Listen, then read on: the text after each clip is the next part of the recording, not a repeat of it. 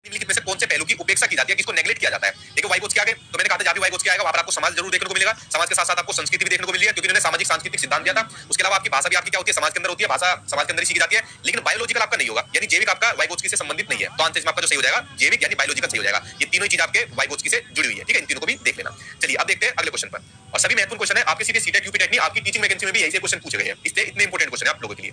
अगला क्वेश्चन आपका कि अकॉर्डिंग टू पियाजे यानी पियाजे के अनुसार बच्चों का चिंतन वयस्कों से यानी जो बड़े होते हैं डैश में भिन्न होता है बजाय डैश के। देखिए पियाजे यहाँ पर बोलते हैं कि जो बच्चों का चिंतन होता है यानी जो बच्चा चीजें सोचता है, जो बड़े होते हैं तो उन्हें भाई प्रकार में भिन्न होता है। जो बड़े होते हैं जैसे हम लोग हुए वो अलग टाइप से सोचते हैं, छोटा बच्चा वो अलग टाइप से सोचेगा, ठीक है? उसके अलावा मात्रा में नहीं होता, या किसी प्रकार में भिन्न होता है बजाय मात्रा के। मात्रा का फर्क थोड़ी कि किसकी क्वांटिटी कितनी है, क्वांटिटी के बेस पर पता थोड़ी चलेगा, तो मात्रा में नहीं होता, प्रकार में भिन्न होता है। बड़ों का चिंतन थोड़ा ज्यादा होता है, बच्चों का कम होता है, तो उनके सोचने की जो एबिलिटी है वो भी अलग अलग होती है, ठीक है? आंसर तीसरा सही हो जाएगा। अगला क्वेश्चन देखते हैं। अगला क्वेश्चन आपका कि डैश के विचार से बच्चे सक्रिय ज्ञान निर्माता तथा नन्हे वैज्ञानिक है जो संसार के बारे में अपने सिद्धांतों की रचना करते हैं। ये आपके किसने कहा था? तो देखिए ये कहा था आपके जीन पियाजे ने। ये कई बार क्वेश्चन आपका रिपीट हुआ है आपके कई एग्जाम में, ठीक है? तो जीन पियाजे के विचार थे, इन्होंने कहा था, जो आपको स्टेटमेंट दी हुई है, आपको सिर्फ एडिट याद करनी है। चलिए अब देखते हैं अगला क्वेश्चन।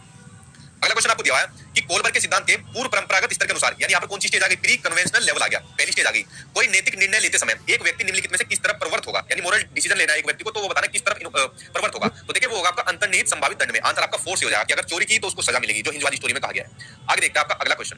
अगला क्वेश्चन आपका कि जो बच्चे खुद से मौखिक संवाद करते हैं, संवाद मतलब आपस में बातचीत करना, डायलॉग करना आपस में, उनको लेव वाइगोत्स्की क्या कहते हैं? तो देखिए वैसे तो ऐसे बच्चों को कुछ लोग बोलते हैं कि तो पागल अपने आप ही बात करता है, नहीं, ऐसे बच्चों को लेव वाइगोत्स्की कहते हैं कि ये क्या है, उनकी प्राइवेट स्पीच यानी व्यक्तिगत वार्ता है। बच्चा जब खुद से बात करता है, कोई भी बात करे बच्चा खुद से, तो उसकी प्राइवेट स्पीच है, व्यक्तिगत वार्ता है, तो ऐसा बोलते हैं लेव वाइगोत्स्की। आंसर तीसरा से हो जाएगा, ऐसे बच्चों को व्यक्तिगत वार्ता से संबंधित करके जोड़ते हैं।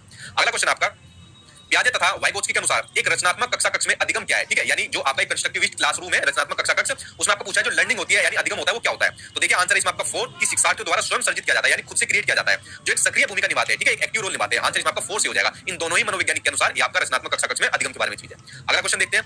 अगला क्वेश्चन आपका कि किसी वस्तु के स्थायित्व की अवधारणा यानी यहाँ पर बात हो रही है ऑब्जेक्ट परमानेंस की, पियाजे के विकास के किस चरण में होता है? पहले तो आप जान लीजिए ऑब्जेक्ट परमानेंस यानी जो आपका वस्तु स्थायित्व होता है किसको बोलते हैं। मैंने क्या कहा था, इस जब बच्चा किसी चीज को अपने सेंसरी ऑर्गन से के माध्यम से ढूंढ लेता है, जैसे मान लीजिए आप एक काम करने तकिया लेना, इस तकिए के पीछे आप मोबाइल छुपा देना अपना, तो बच्चा अपने सेंसरी ऑर्गन, कौन कौन से सेंसरी ऑर्गन होते हैं, आंख, नाक, कान, जीभ और आपकी स्किन, ये 5 सेंसरी ऑर्गन मैंने आपको बताया था, इनकी हेल्प से बच्चा तकिए के पीछे या कहीं पे भी मोबाइल छुपा दो, आप बच्चा उसको ढूंढ लेगा। तो यही होता है आपका ऑब्जेक्ट परमानेंस। तो देखिए यहाँ पर सेंसरी ऑर्गन की बात आ गई, इनके माध्यम से बच्चा ढूंढ रहा है, तो आपकी स्टेज कौन सी हो जाएगी, सेंसरी मोटर स्टेज यानी संवेदीगामक अवस्था, जो कि होती है आपकी जन्म से लेकर 2 साल तक की, जिसमें बच्चा जितनी भी चीजें सीखता है करता है अपने सेंसरी ऑर्गन के माध्यम से यानी ज्ञानेंद्रियों के माध्यम से सीखता है। तो देखिए फ्रेंड्स जितने भी